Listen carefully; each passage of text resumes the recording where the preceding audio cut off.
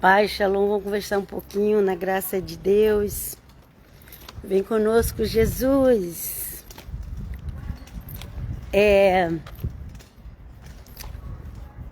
Então, gente, meu amado mandou uma Bíblia quando eu tinha 15 anos para mim ler. A pessoa que me levou a Bíblia nem era crente, quer dizer, não é que ela não era crente, vocês entendem? Ela acreditava em Deus e Jesus, mas ela não praticava nada, é isso que eu quero dizer. Ela não praticava nada. Tava vivendo a vida, por aí. Ok? E Deus tocou nela, ela comprou uma Bíblia e foi a primeira vez que eu vi uma Bíblia, eu tinha 15 anos. Acho que eu li uns versículozinhos, pouquíssimo ali, que eu nem lembro mais qual foi. Acho que foi no Evangelho de Mateus, porque eu me lembro que ele falou assim. Eu me lembro que ele falava assim. Leia aqui que é mais fácil. Eu acho que é em Mateus. Mas enfim, gente, não lembro, sério, não lembro qual versículo eu li primeiro. Mas aí depois eu saí da Bahia com 15 anos e mudamos para São Paulo. Em São Paulo, teve algumas religiões que me ofereceu. Na realidade, eu tive várias pessoas que queriam me dar estudo, mas eram os TJs. Você sabe o que é TJ? Aí eles queriam me dar estudo, mas eu creio que Deus queria outra coisa para mim, porque eu não me interessei pelos estudos dele, gente. Olha que eu nem conhecia a Bíblia, não.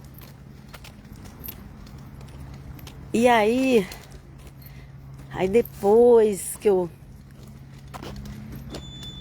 passava na frente de uma igreja batista, que eu pegava aqueles panfletos, que a gente fala panfletos, né? Para ler. Deixa eu sentar aqui. Tô virando negócio aqui para me ficar. Então, eu pegava aqueles panfletos para ler, aí eu falava, nossa, Jesus é tão bom, eu quero ele. Enfim, tô aqui, gente, 47 anos.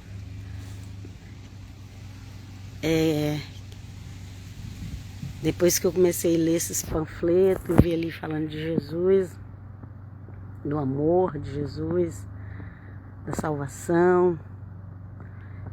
47 anos. Aí um dia eu resolvi ir lá na igreja assistir um culto, essa igreja batista. Eu tenho o endereço dela de cabeça, e faz 47 anos. E é uma região de São Paulo, da cidade de São Paulo. E aleluia, vamos pra frente, né? Então, depois de 47 anos,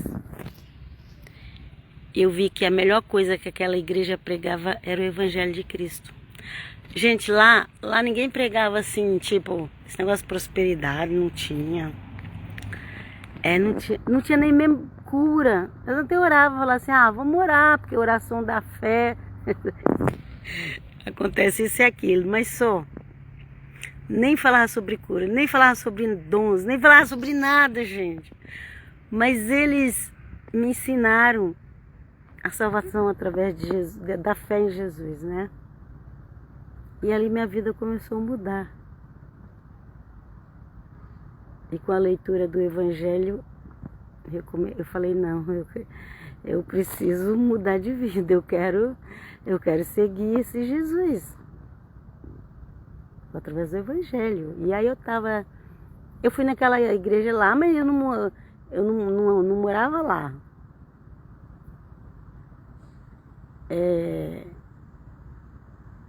E aí, com os vizinhos onde meus pais moravam, eu conheci outra igreja, em bairro simples, né, na época. Aí as minhas irmãs foram comigo para a igreja, eu sou a mais velha. E, gente, hoje em dia, vocês têm ideia de quantas igrejas eu conheci, gente. Hoje em dia eu já virei pentecostal. Mas o batista, ele vai ser sempre um pentecostal equilibrado. Quem começou como uma igreja batista, ele vai ser sempre um pentecostal assim, mais equilibrado, para a glória de Deus. Ok? Mas, gente, eu já conheci tantas igrejas, vocês não têm ideia, tantas igrejas. No Brasil eu conheci muitas, e aqui na Itália também já conheci. E, gente, a melhor coisa que você pode, a melhor lembrança que você pode levar de igreja, de qualquer lugar, gente, é o perdão, é ajudar o necessitado. Essa é a melhor coisa que você pode levar de qualquer igreja que você passou. Ajudar o necessitado na medida do possível. Perdoar mesmo quem te ofendeu. Mas isso não é só na igreja, é em qualquer lugar da face da terra que você tiver. Então, gente, hoje tem um partidarismo tão grande, gente, tão grande no Brasil, nas igrejas, gente. Misericórdia, gente, tá dando tristeza, gente, muita tristeza, gente. As pessoas, elas gostam, assim, muito de oba-oba. Elas gostam de protestar. Vamos protestar. Se você falar para as pessoas assim, ó, vamos fazer uma vigília e um jejum para Deus perdoar o pecado dessa terra, vai ter meia dúzia lá. Mas se você falar assim, vamos para a rua protestar, vamos para a rua protestar, vamos protestar. Aí, gente, as ruas ficam plenas, entupidas de gente para protestar. Às vezes a pessoa não sabe nem o que ela está protestando, mas ela está protestando. Ela nem sabe. A fulano me chamou para ir, eu vou, é legal, sair um pouco de casa. E tá ali naquela coisa, né? Que no final pode ser que consiga alguma coisa, pode ser que não consiga. É como a Bíblia fala. As pessoas, elas trabalham por aquilo que é perecível. Mas elas não querem trabalhar para aquilo que é imortal. Ajuda-nos, Senhor. Okay? Tem um versículo bíblico lá. Okay? Não trabalhar para aquilo que é perecível, mas para aquilo que é imortal. É mais ou menos assim, gente. Eu estou aqui lembrando de cabeça. Mas tem esse versículo aí, pesquisa aí no Google. Pesquisa aí.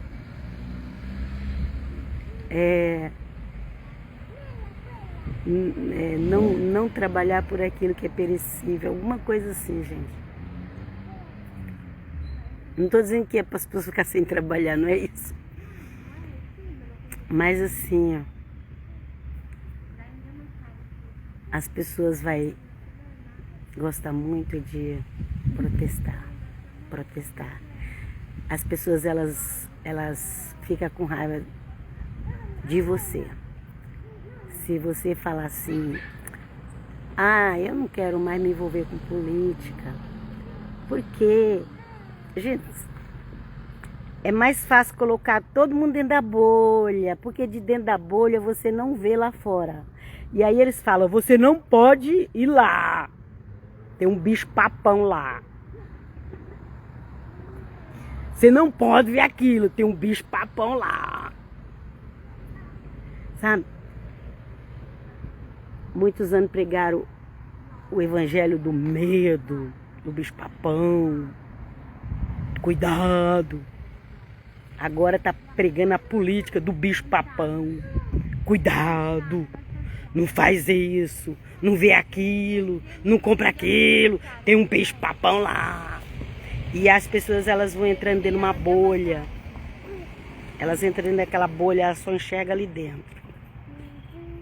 E se você viu pro lado de fora e falou, olha, eu vi aquilo ali pro lado de fora. Aí você vai dizer assim, olha, não é bem assim, eu vi algo ali. Aí pronto, todo mundo já faz a cara feia pra você, já vira as costas pra você, porque você já não faz mais parte daquele grupo. Antigamente as pessoas se afastavam de quem disse que era crente. Antigamente as pessoas se afastavam de quem dizia que era crente. Eu sou dessa época. 47 anos atrás. Nem tinha como a gente continuar com as mesmas amizades, gente, porque tudo mudava. Mesmo que a gente quisesse, não dava. Não dava. Ou você seguia um caminho ou você seguia outro. Hoje não. Hoje, ser evangélico é oba-oba. Eu também sou. Ok? Agora, quando que as pessoas hoje em dia estão fugindo de você? Quando você fala assim, vão voltar para o evangelho da Bíblia, vão voltar para aquele evangelho que Cristo pregou, de amar o próximo, independente da religião dele e da política dele, e da situação financeira e da idade e tudo isso. Vamos amar o próximo, independente de qualquer essas coisas? Não.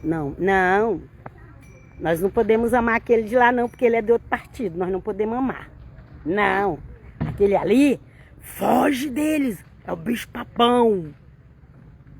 A gente está vivendo assim. Nós estamos vivendo assim. E as pessoas estão fugindo da gente. Como se a gente fosse um ser estranho. Não, aquele ali é um ser estranho. Ela diz que é evangélica, que é cristã. Mas é um ser estranho. Por quê? Porque ela não quer me ajudar a fazer protesto. Ela é um ser estranho. Agora é assim, gente. Antigamente, ser estranho era quem se convertia a Cristo Jesus. Que era o ser estranho. Ok? Quem era um verdadeiro evangélico era um ser estranho. Mas hoje em dia não, gente. O ser estranho hoje em dia é você falar, eu não quero mais seguir partido nenhum. Aí você vira um ser estranho. As pessoas fogem de você como se você fosse um ser de outro planeta. E vai que esse planeta não é de Deus, né? Vai que essa pessoa tá... ela parece um ser de outro planeta. Mas eu também não sei se esse planeta é de Deus. Pelo sim, pelo não, é melhor a gente se afastar dela. Tudo isso só quando você fala assim, eu não quero mais tomar partido. Eu quero pregar o evangelho como Jesus pregava. Essa é a mãe. Os crentes afastam de você. Os evangélicos afastam de você. Gente. Afastam. E acha que você... Eu nem vou falar as palavras aqui, gente, porque... Sabe aquilo que fazia com o Senhor Jesus lá? Gente, a igreja hoje, ela... Infelizmente, gente, eu sei que não é todo mundo. Me perdoe se você não está preso nessas narrativas ideais aí de fora. Se você não está, me perdoe, gente. Eu não estou falando isso aqui para todo mundo. Me perdoa. Mas a maior parte das pessoas, não vou nem falar igreja, vou falar das pessoas que estão dentro das comunidades. Ok?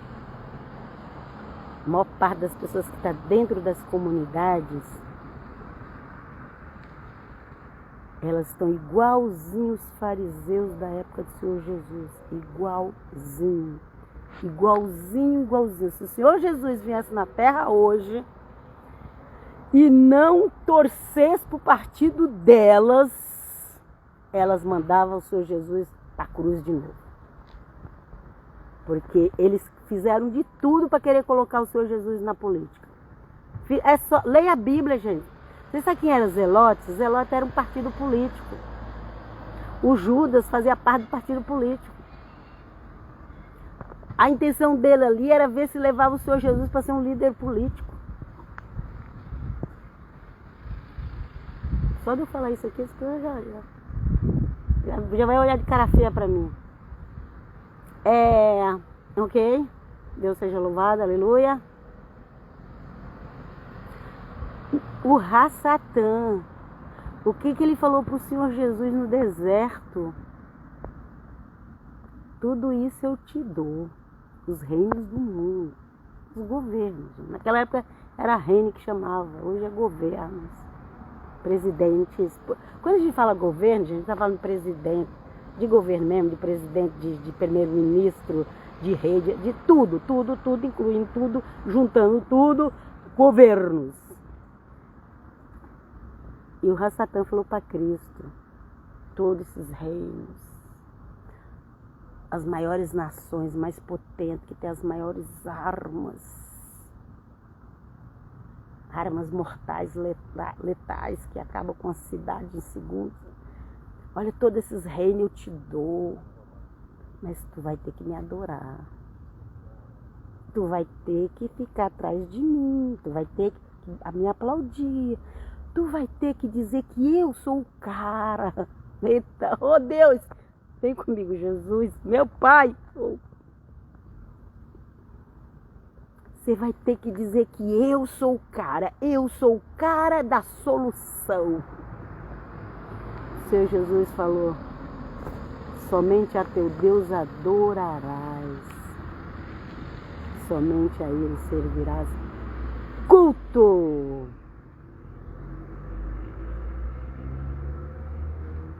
Aí as pessoas vêm para a internet criticar a religião A, a religião B, porque aquela é idólatra, porque aquela é não sei o quê, porque e critica, porque agora encontrei a verdade. Mas adora homens na terra, cultua homens. Indiretamente, gente, as pessoas estão cultuando homens indiretamente, elas estão cultuando homens, gente, elas estão cultuando homens. Tem misericórdia de nós, Jesus. Tem misericórdia de nós. Não existe culto só às imagens de santos, gente. Existe culto aos homens na terra. Não existe culto só com vela acesa. Existe culto com luz acesa. Ok? Existe culto com luz acesa. Gente, o anticristo, ele vai ser um cara carismático de início. Livrai-nos, Pai, em nome do Pai, do Filho e do Espírito Santo. Livra-nos, cubra-me, Jesus, eu e a minha casa. Gente, se falar do anticristo, aí já pedindo a cobertura do sangue de Cristo. Para mim, meus filhos, meus netos, em nome de Jesus, amém. E aqueles que estão ligados a nós. Então, gente, as pessoas acham que o anticristo vai aparecer com chifrão, já matando todo mundo. Mas não vai ser assim não, gente. Para enganar, vai vir como um político carismático, que resolve o problema de todo mundo. E que todas as religiões é boa e leva para o céu. E que aquele homem ou aquele outro homem vai salvar as nações. 3 anos e meio. É mais ou menos um mandato. Quando falta 6 meses para terminar um mandato, já começa aquela agitação, não é? Presta atenção. Naquela época nem era assim os mandatos. Nem tinha mandato político naquela época, quando a Bíblia foi escrita. 3 anos e meio. Depois de 3 anos e meio, que já começa a chegar perto de acabar aqueles 4 anos, e provavelmente o anticristo vai querer ser reeleito, porque é 7 anos, a Bíblia diz. O sino da igreja está até tocando ali. Então, quando chegar... Eita! Gente, eu acho lindo os sinos da igreja. Então, Louvado seja Deus. Obrigado, Jesus. Aleluia. Deus seja louvado. Então, quando chegar ali, gente, quando terminar ali o primeiro mandato, vai querer ser reeleito. Aí, se não for aprovado, é pensamento de Helena aqui, interpretação de Helena, tá? Se não for aprovada a reeleição, o que vai acontecer? Quebra de pacto, guerra, obrigação. Agora você não compra, não vende se não tiver a marca daquele X líder. Ok, Jesus vem conosco. Livrai-nos do engano. Ô Senhor, seria tão bom se essas pessoas saíssem para a rua, para reunir em oração, pedindo perdão pelos pecados da nação brasileira e pelos nossos próprios pecados, dos humanos, que é os humanos que pecam. A nação é um modo de dizer, a nação é todo mundo, mas são os humanos que pecam. Seria tão bom se as pessoas fossem para a rua, para olhar para cima e clamar e dizer: Senhor, me perdoa que eu estou em pecado, eu estou na fornicação, eu estou no pecado da mentira, eu estou no pecado, roubo o patrão, isso e aquilo. Ai, gente, seria tão bom, gente, mas não é isso que a gente vê, não. Ok? O que a gente tem visto? Protestar, porque eu mereço, vamos protestar, porque eu mereço. Essas as conversas que a gente vê por aí. Que o eterno Deus escuta a oração daqueles que estão realmente buscando com sinceridade de Cristo. Que o Senhor responda e que leve a nação toda também a se ajoelhar diante do eterno Deus. Só que, gente, eu não sou profeta do caos. Aliás, eu não sou nem profeta. Eu só prego, só gosto de falar de Jesus. Mas, você já ouviu aquele ditado que fala: quem não vem pelo amor, vem pela dor? Já ouviu? Não querer ir pela dor. Vai logo para Jesus. Sai da ilusão. Sai da ilusão. Porque o anticristo está escolhendo o candidato. E ele pode escolher qualquer um, se Deus permitir. Qualquer um. Não importa se é de destra, se é de sinistra. Não importa. Ele pode escolher qualquer um, se Deus, o Pai, permitir. Porque o tempo está acabando e o fim está chegando. Você quer mesmo a salvação? Então, dê preferência para o Salvador, Jesus de Nazaré. Leia o Evangelho. É o que eu posso dizer. O Evangelho é salvação. Leia o Evangelho. Quer doutrina? Leia as cartas dos apóstolos. Doutrina pura. E vos deixo aqui até a próxima, porque eu já falei bastante, eu tenho que fazer outras coisas também, ok? Que Jesus vos abençoe. Aqueles que sinceramente querem buscar Jesus, que recebam uma bênção dele, em nome de Jesus. Amém. Pai, shalom.